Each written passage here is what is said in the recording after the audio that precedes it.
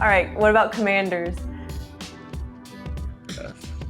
Sounds like a movie. It's nice seeing you here because I know last time we talked, it was virtually. Yeah. And last time we talked, Washington hadn't ended up on a team name yet, and we asked you to rank them. I know you gave the team an F name, and the internet obviously ran with it. So now that you had some time to think about it a little bit more, we'll give you a mulligan. So what would you rank the team name now? I would say learning on why we're the Commanders and the history behind it. I would say I'm definitely behind it, and I'm ready to go to work. Yeah. I'm ready to show people why they should be supporting in there. Is there anything in particular about the name or even the unis that you're really excited about? I feel like the black ones are tough. Yeah, about to say the black ones. Yeah. I know we look a little bit like the Steelers, but I like the all black uniforms. Before we get into some of your game, we are asking all the Buckeyes here to talk a little bit, if they're willing, about Dwayne Haskins' legacy. So, do you have any fond memories you have of him? I mean, just many. Dwayne was a guy who was always smiling, always laughing.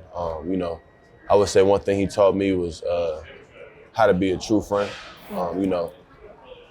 Really didn't matter, whether I went all my ups and downs I went through in college, just dealing with football, school, just everything.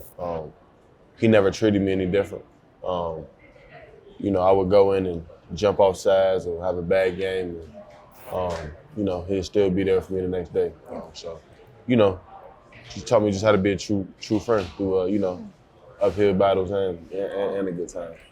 Well, we appreciate you sharing that. Yeah. Diving a little bit more into your game. So I know a lot of athletes, whenever they come back from injury, they actually say that they get better mentally because they get a chance to take a step back and kind of reevaluate things. Does that resonate with you at all? Definitely. Grew. I feel like through this process, it definitely tests your physical, but definitely your mental. I can imagine. It was a test, but I feel like I'm strong. And I feel like I can come back from anything. So, was there anything you learned your second year that you didn't necessarily know your rookie season, where you're like, oh? I would say, I would say, don't take anything for granted. Like a FedEx motto where now meets next.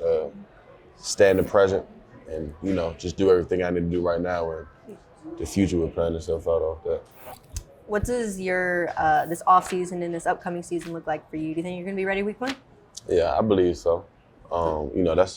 That's the plan. You got to have a plan, and that's the plan. So I'm just working hard and with everything, just dealing with it the best way I can. We of course have to ask you about your new quarterback, Carson Wentz. Mm-hmm. I feel like I've heard a lot of people questioning his leadership at one point or another, but from your conversations with him, what is there anything he's convincing you of that makes you think that he could be that leader for you guys? I mean, he's coming to the locker room like a pro. You ask, I've asked people about him. Talented guy. A guy that I'm looking forward to leading.